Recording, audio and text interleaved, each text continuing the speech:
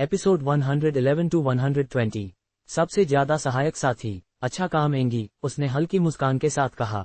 Angry उन प्रतिभागियों में से एक थी जो ब्लैक रॉक स्कूल का प्रतिनिधित्व कर रही थीं। उसने न केवल भाग लिया बल्कि इस द्वंद्व में सबसे अधिक समर्थन करने वाले प्रतिभागियों में से एक भी थी। उसकी गति हर दूसरे प्रतिभागी से ज्यादा थी और उसकी युद्ध शक्ति भी कम नहीं थी। हालांकि यह अभी भी गुस्ताव की शक्ति से बहुत कम थी, लेकिन इसे अनदेखा नहीं किया जा सकता था, खासकर इस लड़ाई में जहां हर कोई उससे धीमा था। गुस्ताव ने यह भी देखा कि उनकी आखिरी दौड़ के बाद से उसकी गति बढ़ गई थी। वह अपने रक्त रेखा के साथ एक नई क्षमता का उपयोग करने में सक्षम थी जो गति से भी संबंधित थी। गुस्ताव ने सोचा कि यह उसके भागने की तरह था, हालांकि एक अंतर था। जब वह इस क्षमता का उपयोग कर रही थी तो एंगी की गति 4 गुना हो गई थी और हालांकि वह ऊर्जा से बाहर निकलने से पहले इसे लंबे समय तक बनाए नहीं रख सकती थी, इसे 10 सेकंड के लिए उपयोग करने में सक्षम होना युद्ध के मैदान पर तबाही मचाने के लिए पर्याप्त से ज्यादा था, क्योंकि जब गुस्ताव ने भागने की क्रिया को सक्रिय किया तो यह उसकी गति से 2 गुना से ज्यादा थी। एंगी ने विरोधी पक्ष से 2 प्रतिभागियों को बाहर निकालने के लिए अपनी गति का उपयोग किया। उसे सबसे मूल्यवान खिलाड़ी के रूप में देखा गया क्योंकि उसकी मदद के कारण उसके बाकी साथी सबसे मजबूत प्रतिभागी पर ध्यान केंद्रित करने में सक्षम थे। इससे उनकी जीत हुई क्योंकि विरोधी पक्ष पर सबसे मजबूत प्रतिभागी की युद्ध शक्ति उनके सबसे मजबूत प्रतिभागी की तुलना में ज्यादा शक्तिशाली थी। पहला दौर समाप्त हो गया और जिन स्कूलों ने जीता उनकी घोषणा की गई। अकेलन अकादमी, अत्रिया शहर का उच्च विद्यालय, salvation academy, black rock school, briar bullet high और रिफ्लेक्शन अकादमी। अब जब अन्य स्कूल अयोग्य हो गए थे तो अगला दौर केवल इन 6 स्कूलों के प्रतिभागियों को शामिल करने वाला था। सभी प्रतिभागी जो पहले हार गए थे, प्रशिक्षण मैदान छोड़ गए थे। उसके बाद अत्रिया शहर के हाई के प्रधानाचार्य ने दूसरे दौर की शुरुआत की घोषणा की थी। अकेलन अकादमी बनाम ब्रायर बुलेट हाई। प्रतिभागियों को रिंग ए में जाना चाहिए। अत्रिया शहर का उच्च विद्यालय बनाम साल्वेशन अकादमी। प्रतिभागियों को रिंग सी में जाना चाहिए।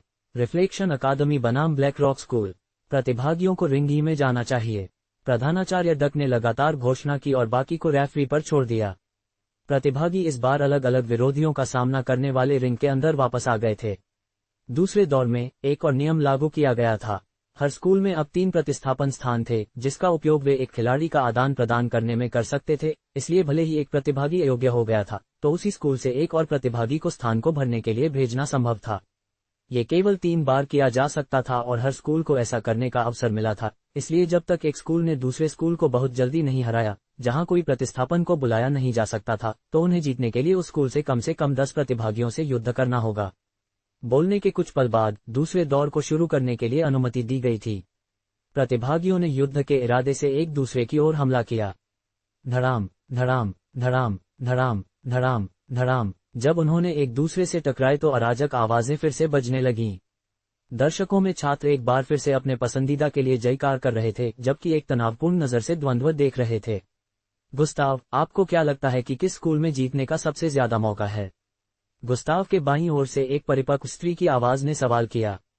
गुस्ताव कुछ सेकंड के लिए विचारशील नजर से उसे घूरने के लिए मुड़ गया, इससे पहले कि वह युद्ध के रिंग को घूरने के लिए वापस मुड़ गया। गुस्ताव के दाईं ओर की अन्य 2 महिलाओं में भी भाव थे जो दिखाए गए थे कि वे भी गुस्ताव के जवाब को सुनने में रुचि रखते थे। सभी स्कूलों में अकेलन अकादमी और अत्रिया शहर के उच्च विद्यालय में सबसे अधिक युद्ध शक्ति है। इसके अलावा उनकी युद्ध की रचना और जिस तरह से वे इस तरह के टीम वर्क के साथ युद्ध करते हैं वह बाकी टीमों से बेहतर है। इसलिए मैं लगभग 100% निश्चितता के साथ कह सकता हूं कि अंतिम दौर दोनों टीमों के बीच होगा, गुस्ताव ने एक गंभीर नजर के साथ समझाया। लड़कियां जो उसके बगल में बैठी थीं, वे एले, अरियाना और लिम थीं। एले उसकी बाईं ओर बैठी थी, जबकि लिम और अरियाना उसकी दाईं ओर बैठी थीं। क्या इसका मतलब है कि हमारे ब्लैक रॉक स्कूल के पास जीतने का कोई मौका नहीं है?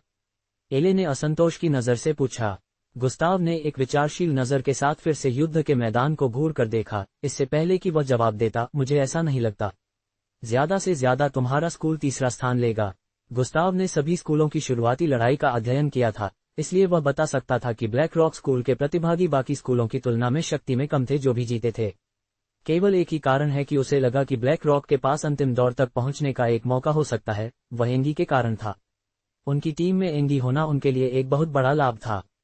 भले ही किसी भी मौके से वह अपने सामने रखे प्रतिद्वंद्वी को हराने के लिए पर्याप्त शक्तिशाली नहीं थी, फिर भी उसके पास युद्ध के मैदान पर हमले के प्रवाह को बाधित करने और ध्यान भटकाने के लिए पर्याप्त गति थी।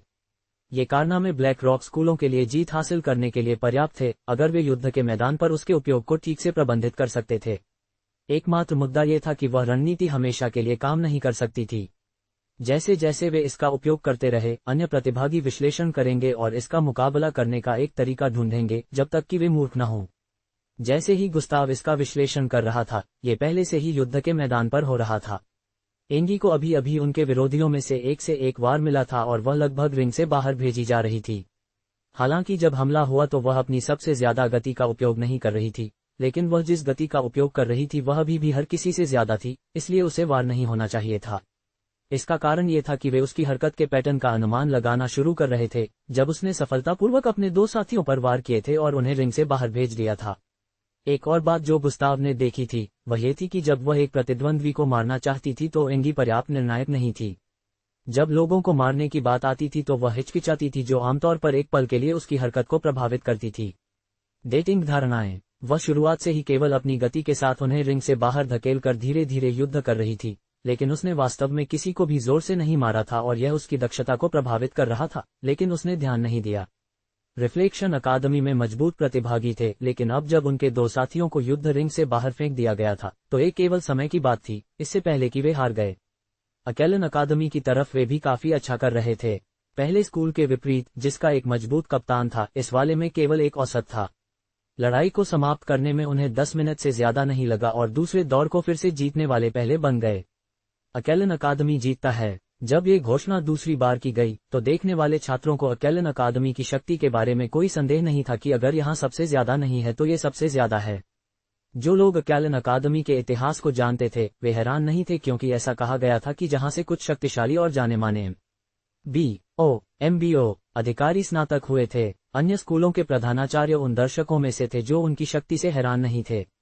अत्रेया शहर के प्रधानाचार्य ने सिर्फ ज्ञान कार्यक्रम का आदान प्रदान बनाया ताकि अत्रेया शहर 2 घटनाओं में से कम एक जीत सके जो हुई, लेकिन अब ऐसा लग रहा था कि वह निराश होगा। अकेलन अकादमी जीतने के कुछ मिनटों के बाद अत्रेया शहर का उच्च विद्यालय ने भी अपना द्वंद्व जीता। उनकी टीम पर हर किसी का शक्ति स्तर काफी संतुलित था। उनकी रक्त रेखाओं ने एक दूसरे का पूरक किया और वे अपने साथियों की कमजोरी को ढकने में सक्षम थे। साल्वेशन अकादमी की दूसरी टीम में एक रक्त रेखा उपयोगकर्ता था जिसका एक बहुत ही पागल शक्ति स्तर था। उसके पास एक ग्रेड रक्त रेखा थी। वह एक उत्परिवर्तित भालू में बदल सकता था जिसमें बल के वितरण को पुनर्गठित करने की क्षमता थी। अत्रेया शहर की उच्च टीम के बहुत से प्रतिभागी अपनी क्षमताओं के साथ उसे पहले नुकसान नहीं पहुंचा सकते थे। कोई फर्क नहीं पड़ता कि उन्होंने कैसे मारा, यह उसे हिचकिचाने के लिए पर्याप्त शक्तिशाली नहीं होगा। ऐसा इसलिए था क्योंकि वह अपने चारों ओर बल की ऊर्जा को नियंत्रित कर रहा था, इसलिए उनके हमलों को उन्हें छूने से पहले कमजोर कर रहा था। वह अपने हमले के पीछे बल को भी बढ़ा सकता था। टीम के कप्तान जिम ने अपनी कमी को खोजने के लिए उसका अध्ययन किया। जब उसने देखा कि वे उसे आसानी से हरा नहीं पाएंगे, उसने जो सोचा था वह ये था कि जिस प्राणी में प्रतिद्वंद्वी बदल गया था उसकी गति कम थी, इसलिए उसने एक योजना बनाई और अपने साथियों के साथ इसके अनुसार काम किया। उन्होंने उससे बच लिया और पहले अन्य साथियों से निपटने पर ध्यान केंद्रित किया। उसके बाद ये सब हो गया, वे सभी एक ही समय में उस पर हमला कर दिया। बेशक उसके लिए उसके चारों ओर 7 लोगों से आ रहे हर एक हमले के बल को कम करना असंभव होगा। आखिरकार उसे मारा गया और रिंग से बाहर फेंक दिया गया। जीतने वाला आखिरी स्कूल ब्लैक रॉक स्कूल था और एंगी ने पहले विरोधी टीम से 2 सबसे कमजोर साथियों को हराने में सहायता करने के बाद भी उन्हें काफी समय लगा। एंगी को अभी भी सबसे ज्यादा सहायक साथी के रूप में सराहा गया था और हर किसी को यह मानना पड़ा कि वही कारण था कि टीम अभी भी टिकी रहने में सक्षम थी। अब जब 3 और टीमें हार गई थीं, तो केवल 3 ही बची थीं। अकेलन अकादमी, अत्रेया शहर का उच्च विद्यालय और ब्लैक रॉक स्कूल। प्रधानाचार्य ने घोषणा की कि तीसरे दौर की शुरुआत से पहले प्रतिभागियों को आराम करने के लिए कुछ मिनटों का विराम होगा। चलो एंगी को देखते हैं। लिम ने गुस्ताव की दाहिनी बांह पकड़ी, जबकि खड़ी हो गई उसे अपने साथ खींच रही थी। ठीक है, गुस्ताव ने खड़े होकर कहा। एले और अरियाना ने एक दूसरे की ओर देखा, इससे पहले कि वे दोनों के पीछे खड़े हो गए और पीछे चल पड़े। वे उस जगह की ओर चले गए जहां प्रतिभागी दर्शकों की सीटों के नीचे स्थित थे। वे पहले से ही एंगी को दूर से देख सकते थे और वह भी उन्हें देखने के लिए हुई। वह सभी काले रंग में ढकी थी। ब्लैक रॉक स्कूलों के बाकी प्रतिभागियों के साथ भी यही था। एंगी ने उनके लिए उत्साह से हाथ हिलाना शुरू कर दिया, लेकिन जब उसने देखा कि लिम गुस्ताव के हाथ पर पकड़े हुई थी क्योंकि वे पास आ गए थे, तो उसने अपने होठों को सिकोड़ा और उनकी ओर चली गई। जब वह उनके सामने पहुंची तो वह तुरंत गुस्ताव के गले लग गई, जिससे उसका हाथ लिम की पकड़ से छूट गया। उनके चारों ओर भीड़ अचानक निकटता से हैरान थी। गुस्ताव और एंगी डेटिंग कर रहे हैं। यह उस विचार था जो एंगी ने ऐसा करने के बाद इस समय उनके दिमाग में घूम रहा था। यहाँ तक कि गुस्ताव भी अचानक गले लगने से हैरान था। हालांकि यह पहली बार नहीं था, फिर भी वह हैरान था क्योंकि इस बार उसका जीवन किसी भी प्रकार के खतरे में नहीं था। क्या मैंने अच्छा किया? उसने उससे अलग होने के बाद एक प्यारी मुस्कान के साथ गुस्ताव से पूछा। तुमने अच्छा किया, गुस्ताव ने भी एक मुस्कान के साथ जवाब दिया। क्षण जादुई लग रहा था क्योंकि गुस्ताव हर समय मुस्कुराने वाला व्यक्ति नहीं था, सिवाय इसके कि वह कुछ शरारती कर रहा था। ये सब तुम्हारे कारण है, एंगी ने कहा। मैं? गुस्ताव ने भ्रम की नजर के साथ पूछा। एंगी ने जवाब में सिर हिलाया। क्या तुम उन रातों को भूल गए हो? उसने पूछा। उनके चारों ओर भीड़ से एक और जोरदार आ सुनाई दी। वे एक साथ रातें बिताते हैं। ये सुनकर भीड़ को बहुत कुछ सोचने के लिए मिला, खासकर ब्लैक रॉक स्कूल से जो गुस्ताव के उसके पड़ोसी होने के बारे में नहीं जानते थे। एंगी ब्लैक रॉक स्कूल में अपने साथियों के बीच लोकप्रिय होने के लिए हुई, इसलिए यह उनमें से अधिकांश के लिए एक आश्चर्य के रूप में आया, जिन्होंने उसे एक परी के रूप में देखा जो कभी भी किसी भी लड़के के लिए नहीं गिरेगी। पुरुष छात्र जो गुप्त रूप से प्रशंसक थे, उन्होंने खुद को श्राप दिया कि उनके पास इस समय उसके पास जाने की हिम्मत नहीं थी। ओह, गुस्ताव ने एक मुस्कान के साथ फुसफुसाया। उसे उन रातों को याद आया जब उसने उसके साथ पड़ोस का अवलोकन किया था। वे ज्यादातर मिश्रित नस्ल से मुक्त थे, उसकी गणना के कारण, इसलिए आलस करने के बजाय उसने एंगी को अपनी क्षमता के उपयोग को बेहतर बनाने में मदद करने के लिए गति के कार्य देने का फैसला किया। गुस्ताव ने इसके बारे में कुछ भी नहीं सोचा था, लेकिन एंगी वास्तव में आभारी थी और माना कि उसका वर्तमान सुधार उसी के कारण था। ये सब तुम हो, तुम्हें मुझे धन्यवाद देने की जरूरत नहीं है, गुस्ताव ने एक डिसमिसिव नजर के साथ कहा, जबकि एंगी की मुस्कान और भी चौड़ी हो गई। उनके चारों ओर आंखों के कारण उन्होंने अपनी बातचीत को कहीं और ले जाने का फैसला किया। उन्होंने बात करने के लिए प्रशिक्षण मैदान के भीतर एक जगह पाए। 1 घंटे बीत जाने के बाद तीसरे दौर की निरंतरता के लिए घोषणा की गई। गुस्ताव ने एंगी को खुद को बहुत ज्यादा धक्का नहीं देने की सलाह दी। उसने उसे अपने विरोधियों पर हमला करते समय निर्दयी होने के लिए कहने की कोशिश नहीं की, क्योंकि वह जानता था कि एक व्यक्ति की प्रकृति इतनी आसानी से नहीं बदली थी। एंगी की प्रकृति बस नर्म तरह की थी। देखने वाले छात्रों ने अपनी सीटें लेने के बाद तीसरा दौर शुरू हुआ। अकेलन अकादमी अत्रिया शहर के उच्च विद्यालय के खिलाफ जा रहा था, जबकि ब्लैक रॉक स्कूल इस एक को बाहर बैठेगा। प्रधानाचार्य ने समझाया कि हारने वाला ब्लैक रॉक स्कूल से युद्ध करने के लिए मिलता है, और अगर ब्लैक रॉक स्कूल के प्रतिभागियों को जीतना था तो उन्हें पहले स्थान के लिए अकेलन अकादमी के साथ युद्ध करने का मौका मिलेगा। सब कुछ समझाने के बाद प्रधानाचार्य ने द्वंद्व शुरू करने के लिए अनुमति दी। अकेलन अकादमी बनाम अत्रिया शहर का उच्च विद्यालय। ये व्यवहारिक रूप से लाल बनाम नीला था। बाईं ओर अकेलन अकादमी के प्रतिभागी पूर्ण लाल कपड़ों में ढके थे, जबकि अत्रिया शहर के उच्च विद्यालय के प्रतिभागी नीले रंग में ढके थे। अकेलन अकादमी बनाम अत्रिया शहर का उच्च विद्यालय। युद्ध 7 छात्रों के एक दूसरे के खिलाफ जाने के साथ बंद हो गया। गुस्ताव ने ऊप की नजर से अपने बैठने की स्थिति से देखा। बाकी के विपरीत जो ये जानने के बारे में उत्सुक थे कि कौन सा स्कूल जीतने जा रहा था, गुस्ताव के पास पहले से ही अपने दिमाग में विजेता के रूप में एक स्कूल चुना था। भले ही उसने एक ऊप की नजर के साथ देखा, फिर भी उसने युद्ध के विवरण का विश्लेषण किया क्योंकि यह खेला गया था। धमाका, धमाका, धमाका, धमाका। युद्ध जारी रहने पर पूरा इलाका धमाकों के साथ गूंज गया। युद्ध रिंग के एक तरफ समान रक्त रेखाओं वाले 2 छात्र आपस में लड़ रहे थे। वे दोनों अपने शरीर के विभिन्न हिस्सों को बड़ा कर सकते थे। वे कभी कभार अपनी बाहों को बड़ा कर लेते थे, इससे पहले कि एक मुट्ठी फेंकते थे। जब विशाल बड़े मुट्ठी ने एक दूसरे से संपर्क बनाया तो ध्वनि 2 चट्टानों के एक दूसरे पर टकराने जैसी थी। हालांकि ऐसा लग रहा था कि वे ताकत के मामले में भी थे। गुस्ताव ने पहले ही देखा था कि लाल रंग में एक में लड़ने की तकनीकों में ऊपरी हाथ था। दूसरी तरफ एक लड़की जिसने कई विशाल तोपों के साथ एक नीले ऊर्जा टैंक को मूर्त रूप दिया, उसने एक बड़े चट्टानी दिखने वाले 2 मीटर लंबे प्राणी पर एक नीला धमाका दागना जारी रखा। वह प्राणी एक मिश्रित नस्ल था। रिंग के हर हिस्से में होने वाली लड़ाई भयंकर थी। इस समय अकेलन अकादमी के कप्तान एंड्रू एक बार में 2 प्रतिभागियों के खिलाफ जा रहे थे। आश्चर्यजनक रूप से वह उन्हें अपने दम पर रोक पाने में सक्षम था। एक सोचता कि अकेलन अकादमी का 7वां प्रतिभागी कहां स्थित था, क्योंकि वे युद्ध के मैदान पर नहीं पाए जा सकते थे, लेकिन अगले मिनट में एक विस्फोट बज गया। बूम! नीले रंग में 2 प्रतिभागियों को तीव्र विस्फोट के कारण रिंग से बाहर फेंक दिया गया। प्रभाव के बिंदु से धूल हर जगह फैल गई। उसके साथ अत्रिया शहर के उच्च विद्यालय ने 2 प्रतिभागियों को खो दिया था, लेकिन क्योंकि उनके पास अभी भी रिंग में छात्र थे, इसलिए वे अपने प्रतिस्थापनों में से एक को भेज सकते थे। विस्फोट के लिए जिम्मेदार व्यक्ति 7वां छात्र था, जो तब से जमीन के नीचे छिपा हुआ था। किसी ने भी उसे मैच की शुरुआत में जमीन में प्रवेश करते हुए नहीं देखा, क्योंकि जिस लड़की ने ऊर्जा तोपों का निर्माण किया था, उसने ऐसा करने पर उसके कार्यों को ढका था। अत्रेया शहर के उच्च विद्यालय के प्रतिभागी संदिग्ध हो गए थे जब उन्होंने देखा था कि रिंग से कोई गायब हो गया था, लेकिन उन्हें इसके बारे में सोचने का मौका नहीं दिया गया था क्योंकि उन पर विरोधियों द्वारा भयंकर हमला किया गया था। इन 6 के हमले 7 की एक टीम के साथ बराबर थे, इसलिए उनके पास लड़ने के अलावा कोई विकल्प नहीं था। लापता प्रतिभागी के पास एक रक्त रेखा थी जिसने उसे अपने शरीर का उपयोग करने और कुछ विशेष बम बनाने में सक्षम बनाया जो एक तरह के बारूदी सुरंग के रूप में कार्य करते थे। 2 प्रतिभागी जो पहले एंड्रू से युद्ध कर रहे थे, इससे पहले कि वे अयोग्य हो गए, उन्होंने उस जमीन पर कदम रखा जहां इसे डाला गया था और दोनों को उनके शरीर पर भयंकर दिखने वाली चोटों के साथ रिंग से बाहर उड़ा दिया गया था। 2 प्रतिस्थापनों को उसके बाद उन्हें बदलने के लिए भेजा गया था, लेकिन इसके साथ भी युद्ध का रूप बदल गया था। अत्रेया शहर के उच्च विद्यालय के प्रतिभागियों को अब सावधानी के साथ युद्ध रिंग पर कदम रखना पड़ा। उन्हें कोई पता नहीं था कि युद्ध के मैदान पर कहां बम लगाए गए थे और कोई भी उन दोनों की तरह समाप्त नहीं होना चाहता था। इसके अलावा एंड्रू एक उदाहरण था कि अगर अकेलन अकादमी का एक छात्र जमीन के किसी भी हिस्से पर कदम रखता है जहां इसे तैनात किया गया था, तो बम नहीं फटेंगे। युद्ध जारी रहा क्योंकि अत्रेया शहर के उच्च विद्यालय के प्रतिभागियों ने रिंग के एक विशेष हिस्से में एक साथ इकट्ठा होने का फैसला किया जहां वे आगे या पीछे कदम नहीं उठाएंगे। उन्होंने रिंग के दक्षिण पूर्व भाग में अपनी पीठ एक दूसरे की ओर करके एक तरह का घेरा बनाया। वे एक बारूदी सुरंग पर कदम रखने से खुद को बचाने के लिए चाहते थे, इसलिए इस कार्रवाई का कारण था। युद्ध जारी रहा और उन्होंने ये निर्णय लेने के बाद कई मिनटों तक कोई विस्फोट नहीं सुना गया। अचानक उनमें से एक जो ध्वनि के प्रति संवेदनशील था, उसने सभी को दूर जाने के लिए चिल्लाया, लेकिन इससे पहले कि वे प्रतिक्रिया कर पाते, एक और धमाका बज गया। बूम! 3 प्रतिभागी जो समय में भागने में सक्षम नहीं थे, उन्हें रिंग से बाहर उड़ा दिया गया। उनमें से एक को हवा में उड़ा दिया गया था, लेकिन अभी भी रिंग के भीतर था। जब वह जमीन पर गिर रहा था, तो कप्तान एंड्रू ने ऊपर की ओर छलांग लगाई और अपने पैर को आगे बढ़ाया।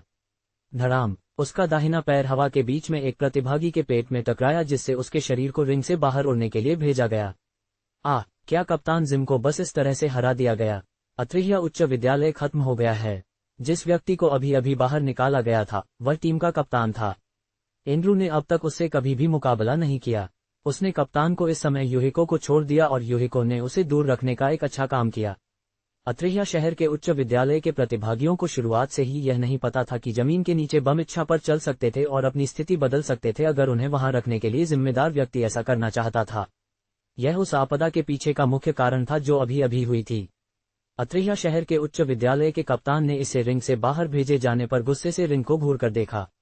वह वापस अंदर जाना चाहता था, लेकिन रिंग के चारों ओर नीले बल ने उसे वापस पकड़ लिया।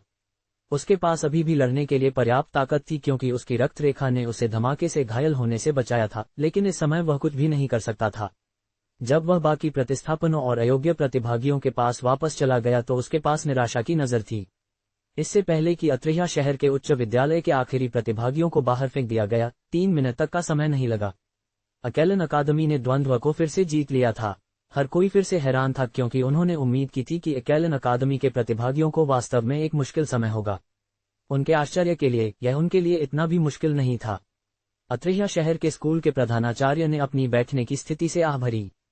उसे उम्मीद थी कि ऐसा होगा, लेकिन फिर भी एक दूसरे शहर से एक स्कूल को अपने ही शहर में हराना अपमानजनक था। अब जब अकेलन अकादमी ने इस दौर को फिर से जीत लिया था, तो हर कोई जानता था कि वे व्यावहारिक रूप से जीत गए थे।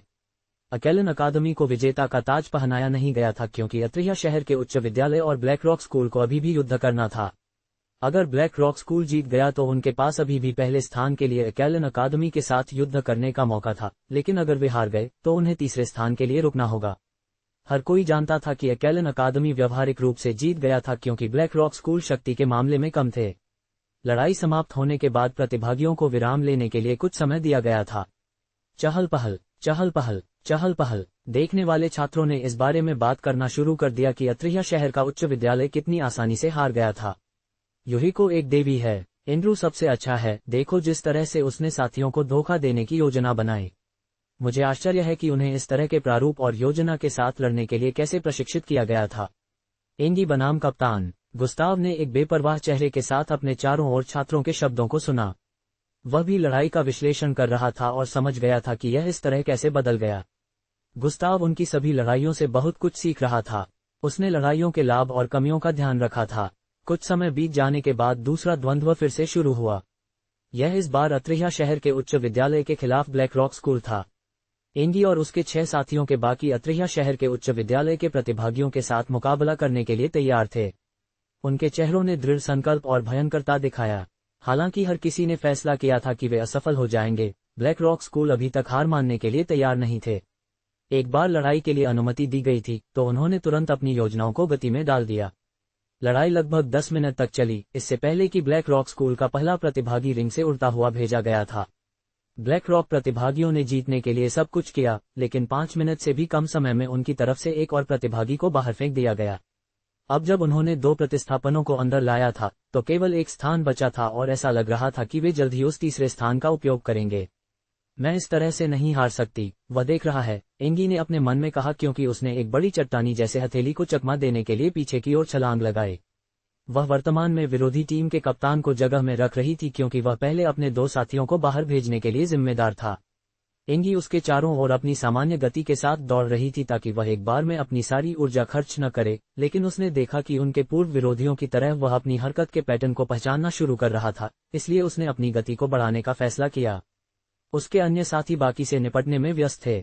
अत्रेया शहर के उच्च विद्यालय का कप्तान अब एक आधा चट्टानी राक्षस था जिसमें उसके शरीर के विभिन्न हिस्सों, खासकर उसकी मुट्ठियों से मोटी चट्टान जैसी मांसपेशियां बाहर निकल रही थीं। जब उसकी मुट्ठी ने पूर्व 2 को छुआ तो उसने उनके शरीर के माध्यम से फाड़ दिया जैसे कि यह टोफू था। एंगी को उस पर दर्द हुआ था, इसलिए उसने उसे लेने का फैसला किया। भले ही वे यहाँ हारने वाले थे, वह नहीं चाहती थी कि उसके साथी उसके हाथों में पीड़ित हों।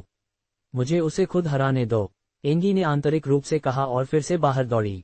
सुशश, एक तीसरा सींग उसके माथे से बाहर निकल गया। वह कप्तान जिम के सामने पहुंची।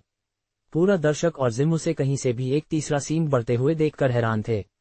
जिम ने अपनी मुट्ठी उसकी ओर घुमाई, लेकिन उसके हाथ पतली हवा के माध्यम से निकल गए क्योंकि एंगी एक तरफ मुड़ गई और उसके पीछे दिखाई दी। उसने अपनी दोनों बाहों को गति के साथ उसकी पीठ की ओर धकेल दिया। धड़ाम, जिम को एंगी द्वारा 50 फीट आगे धकेला गया। अब दर्शक जिम के साथ जानते थे कि तीसरा सीन क्या करने वाला था। एंगी इतनी तेज हो गई थी कि वह सचमुच एक धुंधली सी थी। वह अत्यधिक गति के साथ फिर से आगे बढ़ी, जबकि जिम की मुट्ठी एक लंबी नुकीली चट्टान में बदल गई जिसे उसने उसकी ओर आगे ठोका। एंगी इस धक्के को फिर से आसानी से चकमा देने में सक्षम थी और उसके हाथ ने अपने शरीर के एक हिस्से को ढूंढा जो चट्टानों द्वारा ढका नहीं था, इससे पहले कि वह अपनी हथेली को फिर से आगे धकेले। धड़ाम, जिम को एक बार फिर से लगभग 30 फीट तक पीछे धकेला गया। पूरा दर्शक चकित था। एंगी ने फिर से बाहर दौड़ने से पहले 1 सेकंड से ज्यादा का इंतजार नहीं किया। सूश, धड़ाम, सूश, धड़ाम, सूश, धड़ाम। अत्रेया शहर के उच्च विद्यालय का कप्तान कुछ सेकंड के लिए चारों ओर धकेला जा रहा था। वह एंगी की गति का पालन करने में असमर्थ था। अगर मैं अब अपने सामान्य रूप में वापस नहीं जाती हूं तो मैं ऊर्जा से बाहर निकल जाऊंगी। एंगी ने फिर से बाहर दौड़ने के बाद एक एहसास पर आया। उसने फैसला किया कि वह सामान्य में वापस आने से पहले इस बार जिम पर एक गंभीर चोट लगाएगी। एंगी इस बार उसकी बाईं ओर दौड़ी क्योंकि उसकी नजर उसकी पसली के क्षेत्र पर बंद हो गई, उसकी बगल के नीचे कुछ सेंटीमीटर। चूंकि जिम ने अपनी मुट्ठी को फिर से आगे बढ़ाया, वह पूरी तरह से खुला था। एंगी ने कप्तान के शरीर के उस हिस्से की ओर एक मुट्ठी फेंकने से पहले अपनी बाहों में बहुत सारी गति इकट्ठा की। जब मुट्ठी उसके शरीर के सामने पहुंची तो हवा तीव्रता के साथ कांप गई। अचानक एंगी को याद आया कि उसने इस हमले का उपयोग पहले क्या किया था और अपना मन बदल दिया। उसने अपनी हथेली खोली और अपनी मुट्ठी को एक हथेली के वार में बदल दिया। धड़ाम, कप्तान को फिर से पीछे धकेला गया, लेकिन आश्चर्यजनक रूप से वह किसी भी तरह से घायल नहीं था। एंगी अपने सींगों के पीछे हटने के साथ एक भ्रमित नजर के साथ जगह में खड़ी थी। उसके हाथ को आगे बढ़ाने से पहले उत्पन्न होने वाली गति की मात्रा एक दीवार के माध्यम से तोड़ने के लिए पर्याप्त थी। भले ही जब उसने इसे एक हथेली के वार में बदल दिया तो ये कमजोर हो गया था। पहले उसे लगा कि उसकी हथेली ने एक कठोर सतह पर वार किया। उसने कप्तान को घूर कर देखा, उसने उसकी मुस्कान को देखा। मैं तुम्हारे जैसे तेज लोगों से नफरत करता हूँ। तुम वास्तव में बहुत सारी समस्याएं देते हो, लेकिन थोड़ी देर के लिए पिटाई लेने के बाद तुम्हारे कदमों का अनुमान लगाना मुश्किल नहीं है। लेकिन मैं किसी भी अन्य तेज व्यक्ति से ज्यादा तुमसे नफरत करता हूँ। उसने आगे दौड़ने से पहले आवाज उठाई। भले ही मैंने तुम्हें मूर्ख बनाने के लिए वह नकली कमजोर बिंदु लगाया था, लेकिन अगर तुमने मुझ पर सचमुच हमला करने का फैसला किया होता तो वह मेरे लिए एक घातक चोट हो सकती थी। लेकिन तुम अच्छे हो, है ना? कप्तान ने चिल्लाया क्योंकि उसने अपनी मुट्ठी को उसके चेहरे की ओर आगे बढ़ाया। सुशश, एंगी दाहिनी ओर चकमा दे गई जिससे मुट्ठी उसे कुछ इंच से चूक गई। अब वह समझ गई कि क्या हुआ था और यह भी कि अगर उसने हथेली के वार का उपयोग करने के बजाय मुक्का मारा होता तो वह उसकी रक्षा के माध्यम से तोड़ सकती थी। भले ही उसके सींग पीछे हट गए थे, वह अभी भी कप्तान से तेज थी। वह उसे बार बार चकमा दे रही थी और उस पर फिर से हमला करने वाली थी जब उसने अचानक अपनी हरकतों को रोक दिया और अपने दोनों हाथों को उन्हें जोड़ने के लिए उठाया। पा जैसे ही उसने अपने हाथों को एक साथ ताली बजाई, सैकड़ों में उसके शरीर से छोटे हीरे जैसे पत्थर बाहर निकले। प्रहेक प्रहेक प्रहेक प्रहेक प्रहेक प्रहेक। ये हर किसी को आश्चर्य से ले गया क्योंकि उसने पहले कभी भी इस तरह के हमले का उपयोग नहीं किया था। उसके शरीर से प्रक्षेपण युद्ध के मैदान के पार निकले और कुछ छात्रों में घुस गए। प्लॉप, मैं सचमुच तुम जैसे अच्छे लोगों को नापसंद करता हूँ। अत्रेया शहर के उच्च विद्यालय का कप्तान बोलते हुए एंगी की ओर चला गया। एंगी तेज पत्थरों के साथ जमीन पर पड़ी थी जो उसके शरीर के विभिन्न हिस्सों में घुसे हुए थे। उसके पैर उनमें से 10 से ज्यादा द्वारा छेद दिए गए थे और वर्तमान में खून बह रहा था। क्या तुम सचमुच युद्ध के मैदान पर अच्छे होने की हिम्मत रखते हो? कप्तान झुक गया और एंगी को गर्दन से पकड़ा, इससे पहले कि उसे उठाता। उसका चेहरा दर्द दिखाया, जिस तरह से उसके चट्टानी हाथ उसकी गर्दन के चारों ओर कस दिए गए थे, लेकिन वह उसकी पकड़ से खुद को मुक्त करने के लिए पर्याप्त शक्तिशाली नहीं थी। दर्द के अधीन, युद्ध का मैदान तुम्हारे जैसे नर्म दिल वाले कमजोरों के लिए नहीं है। जिम ने बोलते हुए अपनी दाहिनी बांह वापस मोड़ी। उसने उसके शरीर के एक हिस्से को घूर कर देखा, जहां कुछ पत्थर जो उसने पहले बाहर निकाले थे, वे प्रवेश कर गए थे। एक नुकीले पत्थर उसके बाएं पेट के क्षेत्र से बाहर निकल रहे थे। उसने अपनी हथेली को उस स्थान की ओर तीव्रता के साथ आगे बढ़ाया। धड़ाम, उसकी हथेली ने चट्टान पर थप्पड़ मारा जिससे उसे उसके पेट में आगे धकेला गया और खून स्पर्ट आउट हो गया। ब्लेरग, एंगी ने खून उल्टी किया क्योंकि उसका चेहरा पीला हो गया। उसका चेहरा इस समय अत्यधिक दर्द दिखाया और यह बहुत दिल दहलाने वाला लग रहा था। जिम अभी भी उसकी गर्दन पर पकड़े हुए था और उसे उठा रहा था। उसने अपनी बांह को फिर से वापस मोड़ा और आगे बढ़ाया। धड़ाम, इस बार यह उसके बाएं कंधे पर एक पत्थर था जिसे एंगी के शरीर में 7 इंच धकेला गया था, जिससे उसकी कॉलर बोन टूट गई थी। घृ, एंगी ने दर्द में चिल्लाया। उसने अपने बाएं कंधे के क्षेत्र में अवर्णनीय दर्द महसूस किया। उसकी बाईं बांह तरफ को कमजोरी से गिर गई। वह दर्द और उसकी कॉलर बोन टूटने के कारण इसे फिर से उठा पाने में असमर्थ थी। जनिद योजक चिन्हों, एंगी ने कमजोरी से फुसफुसाया जबकि और अधिक खून बाहर थूक रही थी। कमजोरों को मान करने का मौका नहीं मिलता। नर्म दिल कमजोर के लिए है। जिम ने अपनी हाथ को फिर से आगे बढ़ाया। धड़ाम, उसकी हथेली ने एक और पत्थर को धकेला जो उसके दाहिनी ओर छेद गया था, उसके शरीर में गहरा। जिम ने जिन 3 जगहों पर हमला किया, वहां से एंगी के शरीर से खून बहने लगा। उसने पहले कभी भी इस तरह के दर्द को महसूस नहीं किया था और भले ही उसने अपनी दाहिनी बांह का उपयोग करके जिम से लड़ने की कोशिश की, ये सब बेकार था। धड़ाम धड़ाम धड़ाम धड़ाम धड़ाम धड़ाम। जिम ने बार बार उन सभी जगहों पर हमला किया जहां एंगी का शरीर छेद गया था, जिससे उसे खून बहने लगा। उसके शरीर से खून बाहर बहने लगा और छोटे छोटे बूंदों में जमीन पर गिर गया। पूरा दर्शक उनके दृश्य को अचानक क्रूरता के बारे में हैरान था। वह क्या कर रहा है? वह उस पर इस तरह से हमला क्यों कर रहा है? उसे इस तरह के दर्द के अधीन होने की जरूरत नहीं है, बस उसे बाहर फेंक दो। बू, तुम बेशर्म बदमाश। छात्रों के गुस्से को स्पष्ट रूप से सुना जा सकता था, खासकर ब्लैक रॉक छात्रों से। जिम ने ऐसा काम किया जैसे उसने उनकी शिकायतों को नहीं सुना। उसने एंगी के शरीर को जमीन पर फेंक दिया जिससे उसकी पीठ तीव्रता के साथ कठोर जमीन पर टकरा गई और फिर से उसकी ओर चलने लगा। ये कमीना, वह बस उसे बाहर क्यों नहीं फेंक सकता है? क्या ये सब आवश्यक है? लिम ने दर्द की नजर से चिल्लाया जिस तरह से जिम एंगी को संभाल रहा था। एंगी को प्रताड़ित किया जा रहा है। अत्रेया शहर के उच्च विद्यालय का प्रधानाचार्य इस बारे में कुछ भी क्यों नहीं कह रहा है? एले ने एक सिकुड़े हुए चेहरे के साथ कहा। अरियाना ने भी एक अंधेरी नजर के साथ रिंग को घूर कर देखा। उसके चेहरे पर चंचलता का सामान्य रूप गायब हो गया था। यहां तक कि प्रधानाचार्य एरेहिल ने भी एक शब्द नहीं कहा है, जिसका मतलब है कि जब तक एंगी बेहोश नहीं हो जाती या बाहर नहीं निकल जाती तब तक वह हस्तक्षेप नहीं कर सकता, एले ने कहा। हर कोई जानता था कि मिश्रित नस्ल कितने साहसी थे, इसलिए बेहोश होना कुछ ऐसा नहीं था जो जल्द ही होगा। पश्चिम कोने में जहां प्रधानाचार्य बैठे थे, ब्लैक रॉक स्कूल के प्रधानाचार्य एरेहिल के चेहरे पर इस समय एक दर्द की नजर थी जब उन्होंने बात की। यह क्या मतलब है? प्रधानाचार्य डक, उसने आवाज उठाई। क्या मतलब है क्या? प्रधानाचार्य डक ने एक भ्रमित नजर के साथ पूछा। क्या तुम नहीं देख सकते कि तुम्हारा छात्र मेरे साथ क्या कर रहा है? प्रधानाचार्य एरेहिल ने एक क्रुद्ध स्वर के साथ कहा। तुम्हारा क्या मतलब है प्रधानाचार्य एरेहिल? हमने कब उल्लेख किया कि यह नियमों के खिलाफ था? मैं जो देखता हूँ, तुम्हारा छात्र अभी भी होश में है, प्रधानाचार्य डक ने एक डिसमिसिव नजर के साथ जवाब दिया। तुम जानते हो कि यह नैतिकता के खिलाफ जाता है। अगर तुम्हारे छात्र उसे बाहर फेंकना चाहते थे तो वह पहले ही ऐसा कर सकते थे। उन्हें उसे ऐसी यातनाओं से क्यों गुजरना पड़ता है? उसे अयोग्य घोषित किया जाना चाहिए क्योंकि वह अब और लड़ नहीं सकती। प्रधानाचार्य एरेहिल दर्द की नजर से खड़े हो गए जब उन्होंने बात की। नैतिकता, हा, प्रधानाचार्य एरेहिल एक हास्य अभिनेता होना चाहिए। प्रधानाचार्य डक थोड़ी देर के लिए हंसे, इससे पहले कि उसका चेहरा अचानक गंभीर हो गया। युद्ध के मैदान पर दुश्मन तुम्हारे प्यारे छात्रों को मारते समय ऐसी नैतिकता नहीं दिखाएंगे। उसे अपने कार्यों के परिणामों को सीखना चाहिए। युद्ध का मैदान नर्म दिल के लिए जगह नहीं है, प्रधानाचार्य डक ने कहा। लेकिन तुम, इससे पहले कि प्रधानाचार्य एरेहिल अपना बयान पूरा कर पाते, उन्हें एक और प्रधानाचार्य द्वारा बाधित किया गया। मैं प्रधानाचार्य डक से सहमत हूँ। उस छात्र ने उसे एक विशाल झटका दिया हो सकता था, लेकिन उसने नहीं चुना। वह अपने कार्यों के परिणामों को भुगत रही है। युद्ध का मैदान दया के लिए जगह नहीं है। प्रधानाचार्य इरविन ने भी बात की। कुछ अन्य प्रधानाचार्यों ने भी सहमति व्यक्त की कि यहाँ कोई नियम नहीं तोड़ा जा रहा था। प्रधानाचार्य एरेहिल के पास हार की नज़र के साथ अपनी सीट लेने के अलावा कोई विकल्प नहीं था। वापस दर्शकों के क्षेत्र में तीनों लड़कियां अभी भी सोच रही थीं कि क्या करना है। हम बस उस कमीने को उसे उस तरह से संभालने के लिए नहीं छोड़ सकते। लिम ने दर्द की नज़र से चिल्लाया। इस क्षण जिम ने अपना पैर उठाया और एंगी के पैर पर जोर से मारा। हड्डी के टूटने की आवाज़ें स्पष्ट रूप से सुनी जा सकती थीं जब उसने ऐसा बार बार किया। तुम कमीने, तुम क्या कर रहे हो? उसे जाने दो। अरियाना की आंखों से आंसू छलक रहे थे क्योंकि उसने दर्शकों के क्षेत्र से बाहर कूदने का प्रयास किया, लेकिन एले और लिम ने उसे पकड़ लिया। बाधा तुम्हें अंदर जाने से रोकेगी, एले ने कहा। रिंगों के चारों ओर एक तरह का सुरक्षा सेट था जो लड़ाई होने पर प्रवेश को रोकता था। किसी को बाहर फेंकना संभव था, लेकिन जब तक लड़ाई खत्म नहीं हो जाती या अधिकारियों ने ऐसा नहीं किया, तब तक प्रवेश करना असंभव था।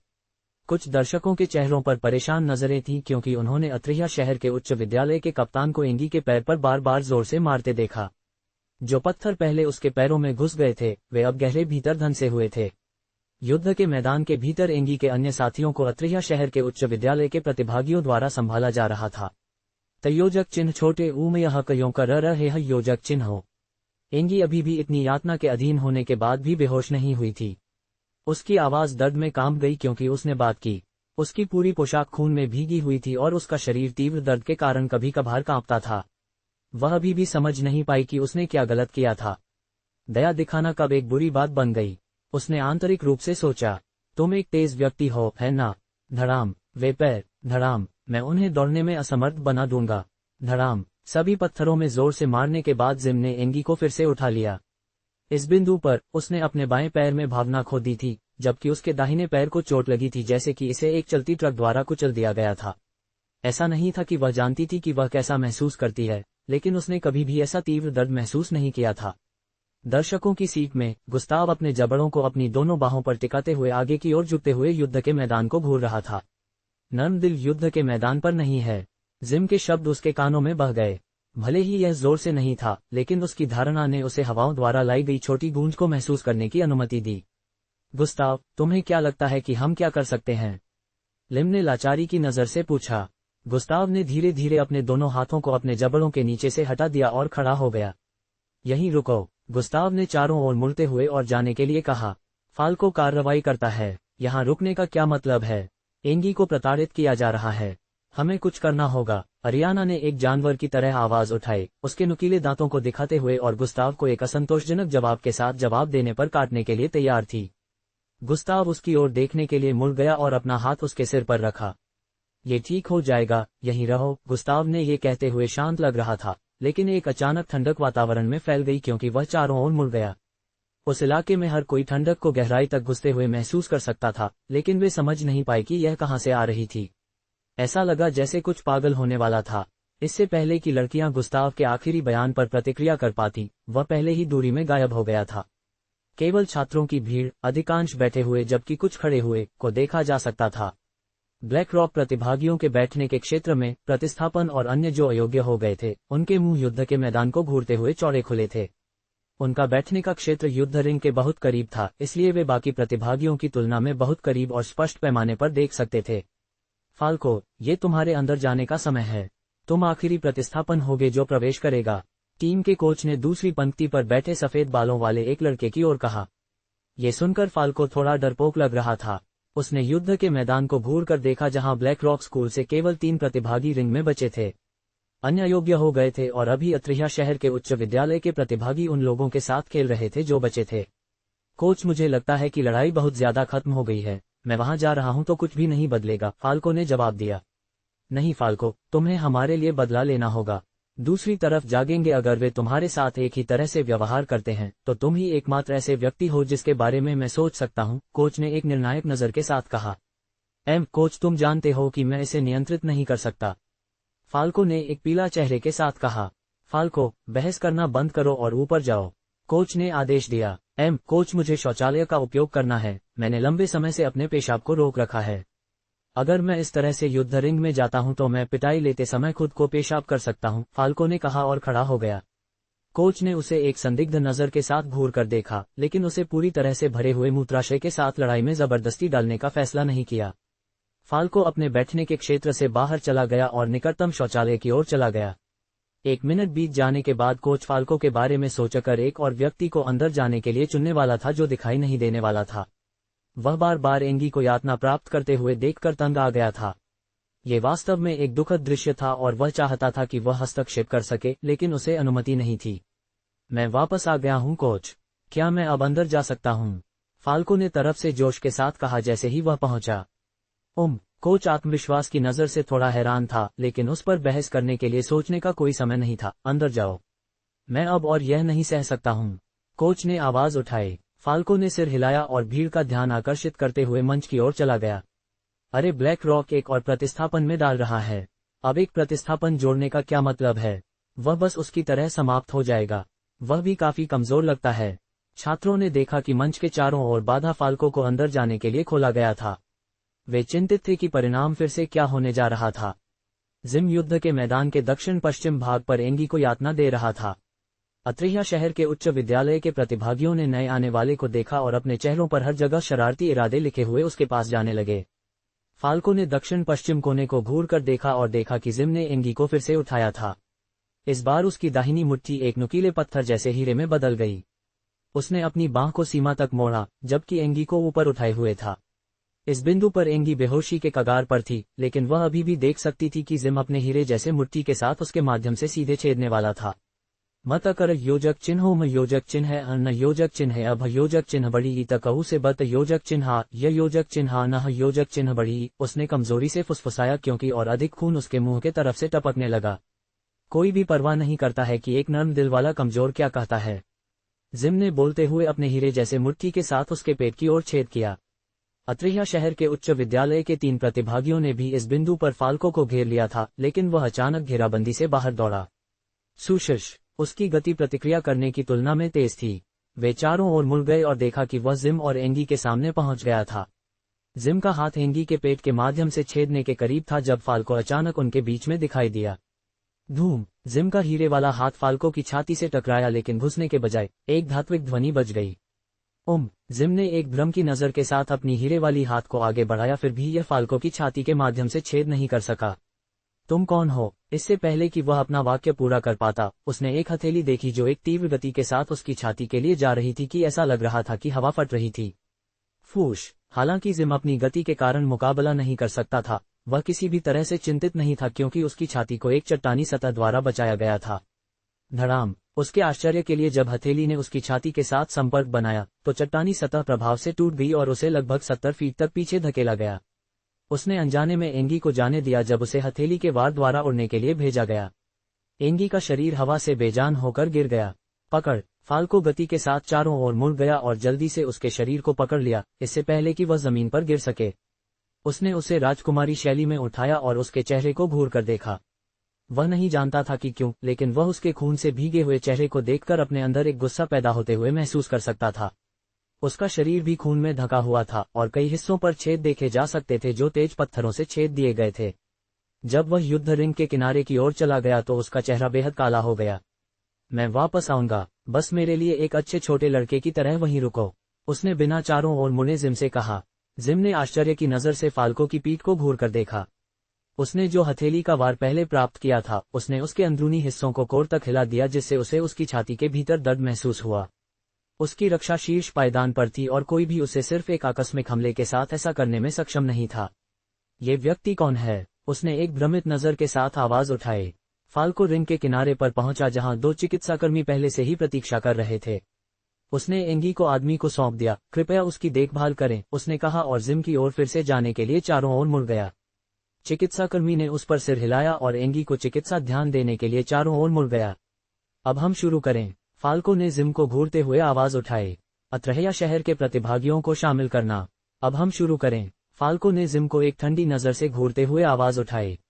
मुझे नहीं पता कि तुम कौन हो या तुम जैसा कोई मजबूत व्यक्ति अब युद्ध के मैदान में क्यों आ रहा है, लेकिन मैंने जो किया वह जरूरी था और मुझे यकीन है कि तुम मुझसे सहमत हो सकते हो। युद्ध का मैदान नर्म दिल वाले कमजोरों के लिए नहीं है। जिम ने एक नेक नजर डालने की कोशिश करते हुए कहा। नर्म दिल वाले कमजोर, कठोर दिल वाले कमजोरों के बारे में क्या?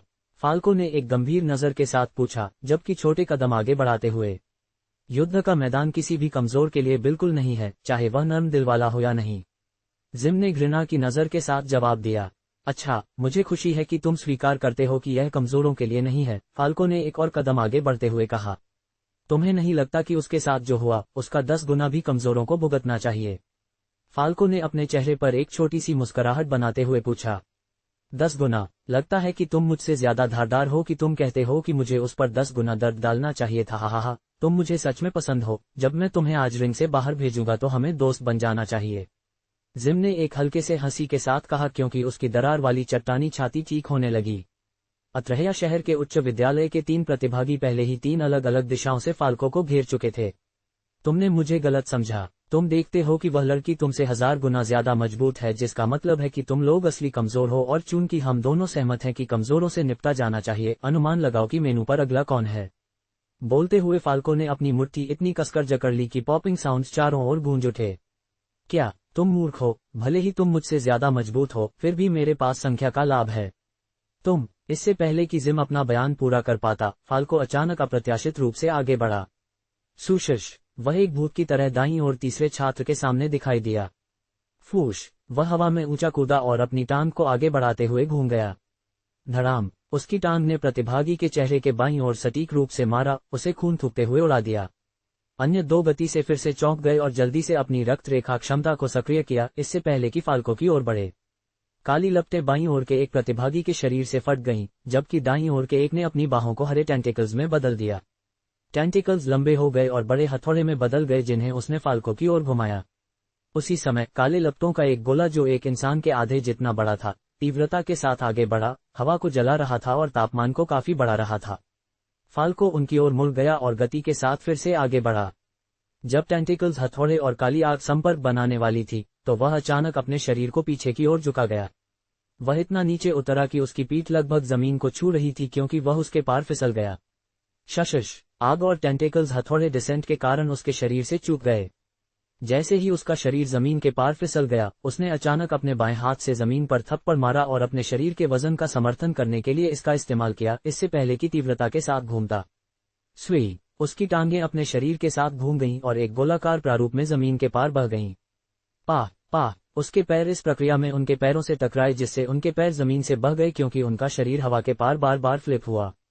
धड़ाम। फाल्को ने अपने हाथ का इस्तेमाल अपने शरीर को ऊपर की ओर धकेलने के लिए किया, और जब 2 प्रतिभागी अभी भी हवा के बीच में घूम रहे थे, उसका शरीर 3 मीटर जितना ऊंचा उठ गया और वह हवा के बीच में 2 प्रतिभागियों के सिर पकड़ने के लिए अपने दोनों हाथों को बाहर बढ़ाने के लिए आगे बढ़ा। उसने दोनों सिरों को अपनी ओर खींचा और उन्हें जोर से एक साथ पटक दिया। ब्लेम। आवाज 2 तरबूज को कुचले जाने जैसी थी। दोनों के सिरों से खून निकल गया, क्योंकि वे लचर रूप से जमीन पर गिर गए। पूरा दर्शक सदमे में था। ब्लैकरॉक में ऐसा मजबूत प्रतिभागी कैसे है? उसे शुरुआती दौर में क्यों नहीं इस्तेमाल किया गया? ये शब्द दर्शकों की सीटों के चारों ओर फैल गए। लिम, एले और अरियाना संदिग्ध नजरों से युद्ध रिंग को घूर कर देखा। उन्होंने फाल्को को पहचाना, लेकिन वे समझ नहीं पा रहे थे कि कोच उसे युद्ध के मैदान में क्यों जाने देंगे जब वह अपने भीतर की चीज को नियंत्रित नहीं कर सकता था। फाल्को ने एक रक्त रेखा को जागृत किया था, जिसने उसे एक शक्तिशाली लेकिन अनियंत्रित ऑल्टर ईगो दिया था। जब भी उसका ऑल्टर ईगो नियंत्रण में होता, तो उस समय वह कहाँ होता, इस पर निर्भर करते हुए हमेशा आपदा होती थी। ज्यादातर बार वे इसे नियंत्रण में रख पाते थे, क्योंकि ऑल्टर ईगो की शक्ति जुलू रैंक को पार नहीं करती थी, लेकिन दूसरी बार वे इतने भाग्यशाली नहीं थे। एक समय था जब उसने उस पर नियंत्रण कर लिया था, जब वह अभी भी मिडिल स्कूल में था और उसने अपने 2 क्लासमेट को मार डाला था। चूंकि वह एक अमीर परिवार से था, इसलिए इसे रैप्स के नीचे छुपाया गया था। सौभाग्य से जैसे जैसे वह बड़ा हुआ, वह अपने ऑल्टर ईगो को नियंत्रण में रखने में सक्षम हो गया। ये केवल तब जबरन उसके शरीर पर कब्जा करता था जब वह खतरे में होता था। उसके और ऑल्टर ईगो के बीच का अंतर विपरीत व्यक्तित्व था। इसके अलावा अज्ञात काले टैटू अचानक उसकी पूरी त्वचा पर दिखाई देंगे। दूसरी ओर कोच ने एक हैरान अभिव्यक्ति के साथ युद्ध के मैदान को घूर कर देखा। ये वही था जो वह एंगी को प्रताड़ित होते देखने के बाद चाहता था। उसे अभी भी आश्चर्य के साथ मिली हुई संदेह की एक नज़र थी, क्योंकि उसने फाल्को से अपने ऑल्टर ईगो द्वारा नियंत्रित किए बिना ऐसा करने में सक्षम होने की उम्मीद नहीं की थी। वह जानता था कि फाल्को के लिए अपनी सामान्य अवस्था में किसी को भी नुकसान पहुंचाना असंभव था, क्योंकि फाल्को एक नर्म दिल वाला डरपोक था, लेकिन वह ये नहीं समझ पा रहा था कि उसके शरीर पर कोई टैटू क्यों नहीं थे। टैटू ने संकेत दिया कि उस पर कब्जा कर लिया गया था, लेकिन इस समय वह फाल्को के शरीर पर उन्हें नहीं देख सकता था। फिर भी फाल्को जिस तरह से वर्तमान में विपक्ष से निपट रहा था, वह उतना ही निर्दयी था जितना कि ऑल्टर ईगो होगा। रिंग में वापस आने के बाद फाल्को ने उनके सिर को एक साथ पटक दिया। वह अपने पैरों पर उतरा और दोनों प्रतिभागियों को उनकी छाती पर लात मार दी, उन्हें एक बार फिर से उनकी केव्ड इन चेस्ट्स के साथ और उनके शरीर के हिस्सों से खून बह रहा था। उसने ये भी नहीं सोचा कि उनमें से एक लड़की थी। जब फाल्को उनसे निपट रहा था तो जिम ने कई बार हमला करना चाहा था, लेकिन उसने फाल्को को संलग्न करने से पहले एक उन्नत रक्तरेखा क्षमता को सक्रिय करने का फैसला किया। छत पर मुलाकात। जब फाल्को चारों ओर मुड़ गया तो उसने देखा कि जिम 2 फीट लंबा हो गया था, जिससे वह 8 फीट की ऊंचाई पर आ गया था। साथ ही वह अब 2 वयस्क पुरुषों के बराबर चौड़ा था जो एक साथ जुड़े हुए थे। सफेद चट्टानों ने सिर से पैर तक उसके शरीर के हर हिस्से को ढक लिया था। इस नए रूप में बदलने पर उसके शरीर पर शायद ही कोई उद्घाटन पाया जा सकता था। इस अवस्था में जिम अपने पिछले स्वयं से कोई समानता नहीं रखता था। वह इस समय एक घृणित राक्षसी प्राणी जैसा लग रहा था। क्या तुम अभी भी इसे देखने के बाद मुझे कमजोर कहने की हिम्मत करते हो? जिम ने आगे बढ़ते हुए पूछा। धड़ाम धड़ाम, उसके कदम एक टाइटन की तरह थे। क्या तुम सोचते हो कि अपनी कमजोरी को एक कठोर सतह से ढकना तुम्हें कम कमजोर बनाता है? फाल्को ने अपने ही सवाल के साथ जवाब दिया। हम देखेंगे कि कौन कमजोर है और तुम मुझे कैसे सफलतापूर्वक नुकसान पहुंचाने वाले हो, जिम ने कहा और फाल्को पर नुकीले पत्थर शूट करने के लिए अपना हाथ उठाया। Two O two O two O two O two O, सैकड़ों नुकीले सफेद पत्थर उसकी चट्टानी हाथ से फाल्को की ओर निकल गए। स्वी स्वी स्वी, फाल्को ने उस जगह के पार बाईं से दाईं और दाईं से बाईं ओर घूम गया, जिसकी गति एंगी की उच्चतम गति के आधे से तुलनीय थी। उसके बावजूद वह अभी भी प्रोजेक्टाइल से सटीक रूप से बचने में सक्षम था, क्योंकि वह आगे बढ़ता रहा। सुशिश, अचानक फाल्को की गति एक नॉच से ऊपर चली गई और वह नुकीले पत्थरों की बारिश के बीच आगे बढ़ा। जिम फाल्को जितना तेज होने के करीब नहीं था, लेकिन उसकी आंखें उसकी गति का पालन करने में सक्षम थीं। उसने अपनी बाईं मुट्ठी को बाहर घुमाकर प्रतिक्रिया दी जैसे ही फाल्को उसके सामने पहुंचा। उसकी बड़ी चट्टानी मुट्ठी, जो फाल्को के पूरे चेहरे के आकार से लगभग दोगुनी थी, उसके सिर की ओर ऊपर से चली गई। फाल्को ने अपने सिर की ओर यात्रा कर रही मुट्ठी को थोड़ी धीमी गति से स्क्रूटनी किया। उसने अपनी बाईं बांह को गति के साथ उठाकर प्रतिक्रिया दी। उसका बायां हाथ नीचे से फैला हुआ था और बड़े हाथ को ऊपर धकेल दिया, जिससे जिम का संतुलन बिगड़ गया और वह अचानक धकेलने के कारण पीछे की ओर लड़खड़ा गया। लेकिन इससे पहले कि उसका पैर लड़खड़ाने के बाद जमीन पर स्टैंप कर पाता, एक हथेली ने गति के साथ हवा के माध्यम से फाड़ दिया और उसकी छाती में पटक दिया। बूम! एक जोरदार विस्फोट उस जगह के पार गूंज उठा, क्योंकि उसकी हथेली जिम की चट्टानी छाती पर भारी पड़ी, जिससे जिम कुछ फीट पीछे धकेल गया। इस बार जब उसने ये रूप नहीं लिया था तो प्रभाव की तुलना नहीं की जा सकती थी। ये कमजोर था, जिसका मतलब था कि उसकी रक्षा बढ़ गई थी। फाल्को ने उस स्ट्राइक के साथ उसे पीछे ब्लास्टिंग करने के बाद पहले ही इसकी पुष्टि कर दी थी। चलो देखते हैं कि तुम्हारी रक्षा कब तक टिकी रह सकती है, फाल्को ने आंतरिक रूप से कहा, क्योंकि उसने अपनी हथेलियों को उठाया और फिर से जिम को संलग्न करने के लिए बाहर बढ़ा। केवल वह अपनी हथेलियों के चारों ओर व्हाइटिश वेवी लाइट को देख सकता था, क्योंकि उसने जिम को फिर से संलग्न किया था। एक बड़े तकनीकी वातावरण में एक 300 मंजिला ऊंची इमारत शहर के एक और व्यापारिक क्षेत्र में राजसी रूप से खड़ी थी। इस इमारत को कवच की तरह दिखने के लिए आकार दिया गया था, जो चांदी के रंग का था। इसने एक बहुत ही उत्तम अनुभव दिया। इमारत के चारों ओर सुरक्षा का विवरण इतना कड़ा था कि इसे मिलिट्री बेस के लिए गलत माना जा सकता था। इमारत के सबसे ऊंचे तल पर 2 लोग एक दूसरे के सामने खड़े थे। वह एक आदमी और एक महिला थी, दोनों ठंडी नजरों के साथ थे। वे सिर्फ सबसे ऊंचे तल पर ही नहीं, बल्कि इमारत की छत पर भी थे, जिसे इस तरह से नहीं बनाया गया था कि लोग उस पर खड़े हो सकें। छत झुकी हुई थी, इसलिए यह बहुत आश्चर्यजनक था कि दोनों उस पर आसानी से खड़े हो सकते थे। इस ऊंचाई से टाइनी रोड्स और इमारतें जो लेगो खिलौनों जैसी दिखती थीं, वे दिखाई दे रही थीं। इमारत की छत के चारों ओर छोटी सी धुंध इकट्ठा होते देखना सुंदर था, और यह सब ऊंचाई के कारण था। अगर 2 लोग एक दूसरे के सामने नहीं खड़े होते तो वातावरण शांति में होता, जो बड़ी छत के बीच में स्थित थे। पुरुष गहरे भूरे बालों और सुंदर ठंडी नजरों वाला एक आदमी था, जबकि महिला राख के रंग के बालों और एक सुंदर लेकिन बेहद लापरवाह नजर वाली एक युवा महिला थी। तुम क्या कर रहे हो, युंग? महिला ने अपनी ग्लेयरिंग को तीव्र करते हुए पूछा। मैं क्या कर रहा हूँ? खैर, जाहिर है कि मैं यहाँ कुछ भी नहीं कर रहा हूँ, तुम्हारी वजह से, एमी, युंगजो ने एक चंचल स्वर के साथ कहा। मूर्ख की तरह अभिनय करना बंद करो। तुम और मैं दोनों जानते हैं कि मैं किस बारे में बात कर रही हूँ। उस खतरनाक मिश्रण के पीछे क्या उद्देश्य है? महिला जो मिस एमी होने के लिए हुई, उसने थोड़ी परेशान नजर से पूछा। तो MBO मेरे खिलाफ कोई सार्थक जानकारी खोजने में विफल रहा है और अब उन्होंने तुम्हें यहाँ आने और पूछताछ करने का अनुरोध किया। पैथेटिक। युंगजो ने अपने होठों पर एक हल्की मुस्कान के साथ कहा। यह कितना अननेचुरल था कि एक व्यक्ति के चेहरे पर ठंडक बढ़ सकती है, भले ही वह व्यक्ति मुस्कुरा रहा हो, फिर भी युंगजो बिल्कुल ऐसा ही लग रहा था। मैं सिर्फ उनकी ओर से यहाँ नहीं हूँ। यह एक जांच है जो मैंने खुद पर ली है और मैं तुम्हें वार्न करूंगा कि बेहतर है कि तुम छुपते रहो और अच्छी तरह से छुपो, क्योंकि एक बार जब मुझे ठोस सबूत मिल जाता है कि तुम उसके लिए जिम्मेदार हो, तो तुम अपनी सारी सुरक्षा खो दोगे और मैं आखिरकार तुम्हें चोट पहुंचाने में सक्षम हो जाऊंगी। मिस एमी ने उसकी आंखों में घूरते हुए कहा। हाँ, ठीक है, उसके साथ गुड लक, लेकिन तुम इस मामले में क्यों दिलचस्पी रखती हो? क्या ये तुम्हारे छात्र की वजह से है? युंगजो ने रुचि की नज़र के साथ पूछा। वह एक F ग्रेड रक्त रेखा वाले बच्चे के लिए काफी दिलचस्प लगता है। बुरे माता पिता के पालन पोषण, दोस्तों की कमी, बार बार धमकाने और इन कथित बुलीज के पतन के संबंध में रहस्यमय परिस्थितियों का उल्लेख करना शर्म की बात होगी। अगर तुम मुझसे पूछो तो ये काफी क्वेश्चनेबल है। वही बच्चा तुम्हारे जैसे एक स्वैच्छिक शिक्षक से प्रशिक्षण प्राप्त कर रहा है। कौन जानता है कि इस तरह के डिस्टेस्टफुल अपब्रिंगिंग से गुजरने के बाद किस तरह का राक्षस भीतर छिपा है। जब वह भविष्य में एक बहुत शक्तिशाली व्यक्ति बन जाता है तो क्या होता है? मैं एक के लिए सोचता हूं कि उसे अपने मेंटर के साथ साथ मॉनिटर किया जाना चाहिए। MBO गलत मामले की जांच कर रहा है, क्या तुम नहीं सोचते? दिन दहाड़े एक रक्त रेखा चुराना। युंगजो के शब्दों को सुनकर मिस एमी का चेहरा अचानक और ठंडा हो गया। हमारा काम हो गया, मिस एमी ने कहा और मुड़ गई। वह छत के दाहिने किनारे की ओर चली और युंग को घूरने के लिए मुड़ने से पहले रुक गई। बस एक छोटी सी चेतावनी, उससे दूर रहना। अगली बार जब तुम उसे छुओगे, वह आखिरी बार होगा जब तुम किसी को छुओगे। मिस एमी ने एक उत्तेजक नजर के साथ आवाज उठाई, इससे पहले कि वह 300 मंजिला इमारत से कूद गई।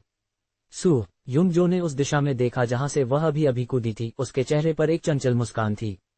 अब जब मुझे पता चला है कि तुम्हें किसी की परवाह है, मुझे तुम्हारे खिलाफ इसका इस्तेमाल करने से क्या रोकता है? उसने एक शांत लहजे में फुसफुसाया। युद्ध रिंग में वापस, फाल्को इस समय जिम से निपट रहा था। धड़ाम धड़ाम धड़ाम धड़ाम धड़ाम। फाल्को की हथेली के जिम की छाती, कंधों और चेहरे पर लगातार टकराने की आवाजें बज उठीं। चट। जिम के चेहरे और छाती के क्षेत्र पर एक और दरार दिखाई दी। जिम दर्द में दहाड़ा और अपने शरीर से नुकीली चट्टानों को बाहर निकाला। नुकीली चट्टानें भी उसकी मुट्ठी से बाहर निकली क्योंकि उसने उन्हें फाल्को की ओर फेंक दिया। फाल्को ने दाईं ओर मुड़ा और आसानी से हाथ को चकमा दिया। वह आगे बढ़ा और अपने घुटने को उठाते हुए ऊपर उछला। धड़ाम। उसका दाहिना घुटना जिम के चट्टानी जबड़े में लगा, जिससे बहुत सारी चट्टानें अलग हो गईं क्योंकि जिम को कई फीट पीछे भेजा गया। उसके चेहरे पर दर्द स्पष्ट था। फाल्को ने उसे सांस लेने का मौका नहीं दिया, इससे पहले कि वह उतरने के बाद एक मुट्ठी भेजता। ये पहली बार था जब फाल्को जिम को मुक्का मारने जा रहा था, इसलिए उसने अपने दाहिने हाथ में बहुत सारी ताकत डालने का वादा किया, इससे पहले कि वह उसे आगे फेंकता। उसके दाहिने हाथ को एक सफेद रोशनी ने ढांक लिया क्योंकि यह तीव्रता के साथ जिम के चेहरे की ओर यात्रा कर रहा था। धमाका। उसका मुक्का जिम के चेहरे पर साफ साफ लगा, जिससे वह अपनी चट्टानी चेहरे को क्रम्बलिंग के साथ और भी पीछे लड़खड़ा गया। फाल्को आगे बढ़ा और अपनी बांह को एक बार फिर से पीछे आंच किया, इससे पहले कि वह इसे जिम के पेट में फेंकता। धमाका धमाका धमाका धमाका धमाका धमाका। जिम पर अनगिनत मुक्के बरसने लगे। एक मुक्का के बाद एक मुक्का उसके शरीर में नॉन स्टॉप पटक रहा था। पूरे प्रशिक्षण मैदान में और चट्टान टूटने वाली आवाजें बज उठीं। कुछ ही मिनटों में जिम एक दयनीय अवस्था में आ गया था। न केवल वह शुरुआत से एक भी हिट लगाने में असमर्थ था, बल्कि उसकी प्रोटेक्टिव बाहरी कवरिंग भी पूरी तरह से नष्ट हो गई थी और अब वह अपने नंगे शरीर पर उन क्रूर मुक्कों को प्राप्त कर रहा था। धमाका धमाका धमाका। उसने फाल्को से फिर से 3 उग्र मुक्के प्राप्त किए, जिससे उसने खून का एक और मुंह उल्टी किया।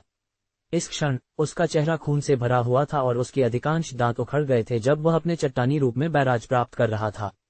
जिम जमीन पर एक दर्द की नजर के साथ उतरा जो उसके चेहरे पर दिखाई दे रहा था। इस समय उसने अपनी ऊर्जा खर्च कर दी थी, इसलिए फिर से चट्टान में बदलना असंभव होगा और भले ही वह ऐसा करता तो वह जानता था कि फाल्को उसे वापस अपने मूल रूप में फिर से हरा देगा।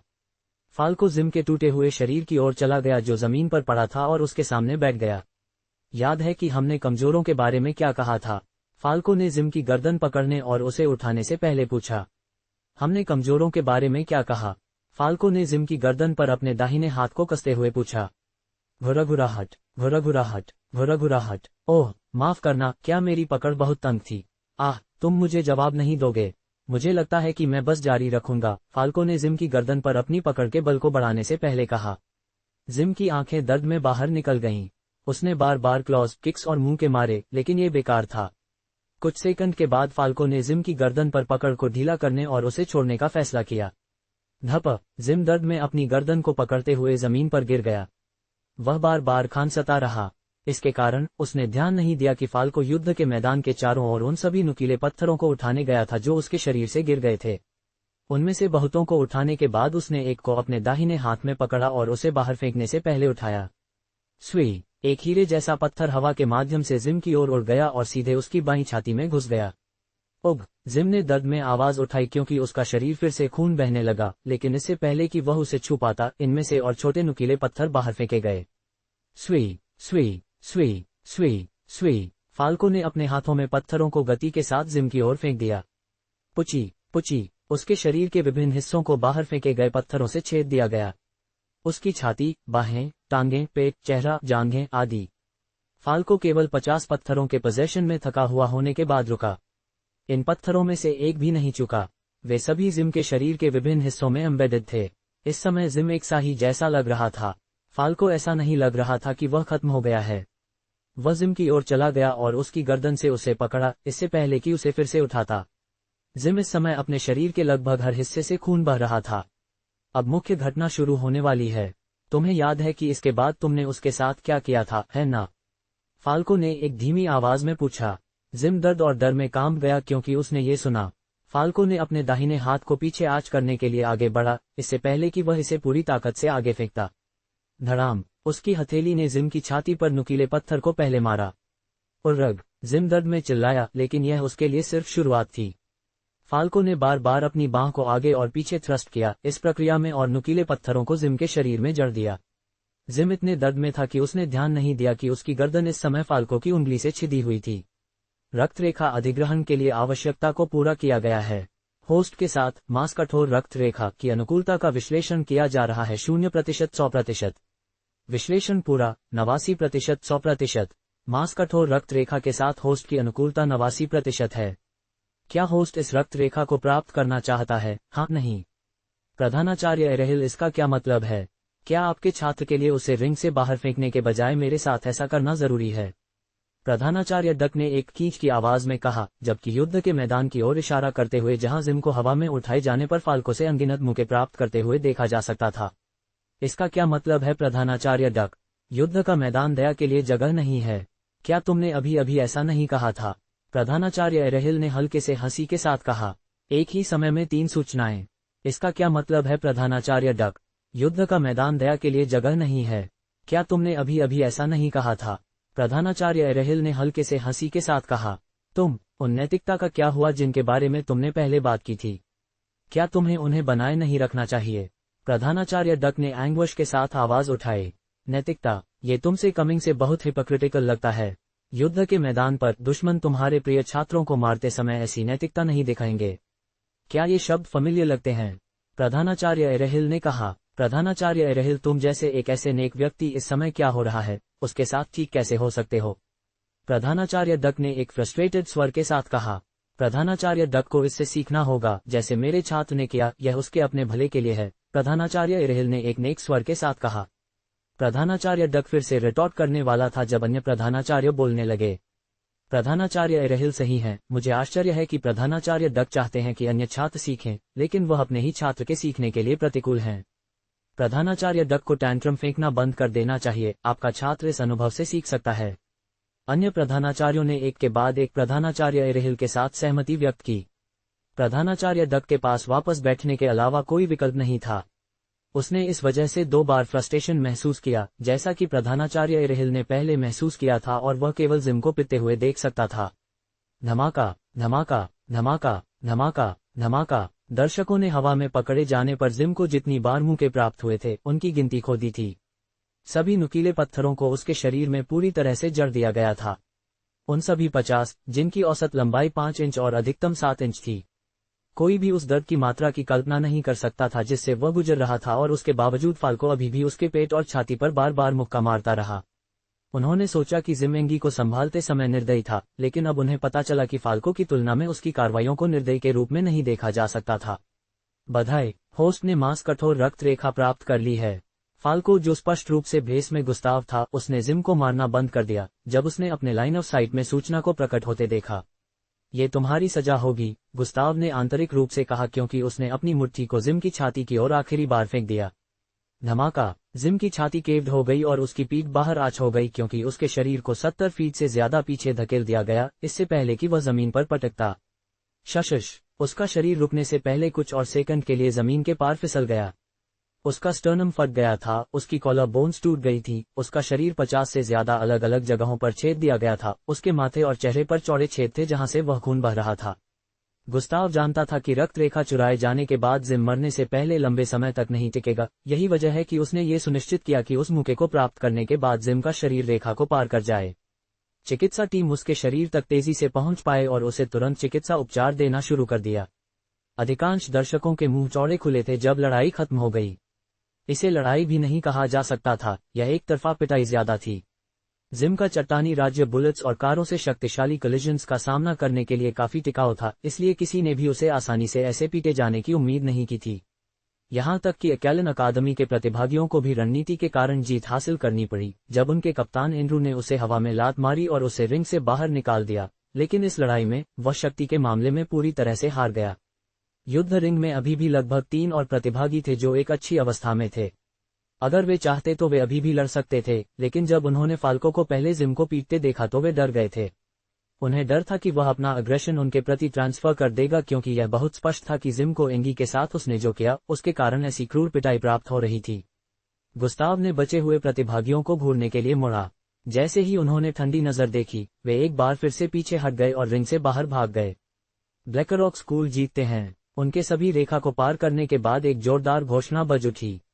जयकार, जयकार, जयकार। गुस्ताव भीड़ की जयकार के बीच रिंग से बाहर चला गया।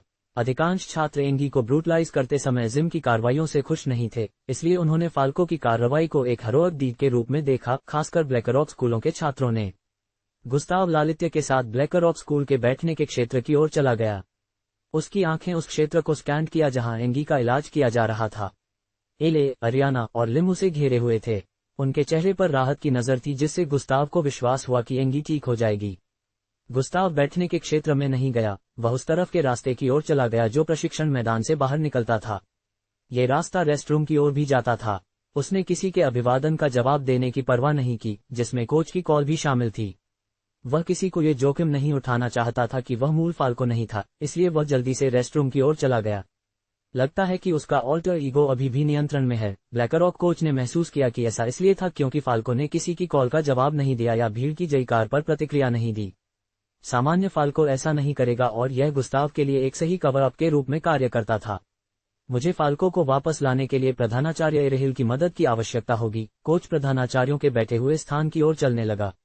जब गुस्ताव रेस्टरूम में पहुंचा तो उसकी लाइन ऑफ साइट में 3 सूचनाएं पॉप अप हुईं।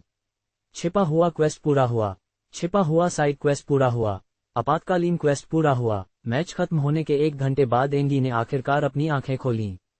उसने खुद को ब्लैकरॉक प्रतिभागियों के बैठे हुए स्थान के पास एक तरह के पारदर्शी स्ट्रेचर पर पड़ा हुआ पाया। गुस्ताव, ये पहला शब्द था जो उसने जागने पर कहा। एंगी, उसके बगल में 3 लड़कियों ने जॉयफुल लुक्स के साथ चिल्लाया। एले ने उसका दाहिना हाथ पकड़ा, अरियाना ने उसका बायां हाथ पकड़ा, जबकि लिम ने उसके चेहरे को सहलाया। एंगी ने अपने दोस्तों के चेहरे को देखा और मुस्कुराए। उसकी मुस्कान इतनी गर्म और सुंदर थी कि ऐसा लगा जैसे वह जिम के साथ हुई घटना के बारे में भूल गई थी। क्या तुम ठीक हो?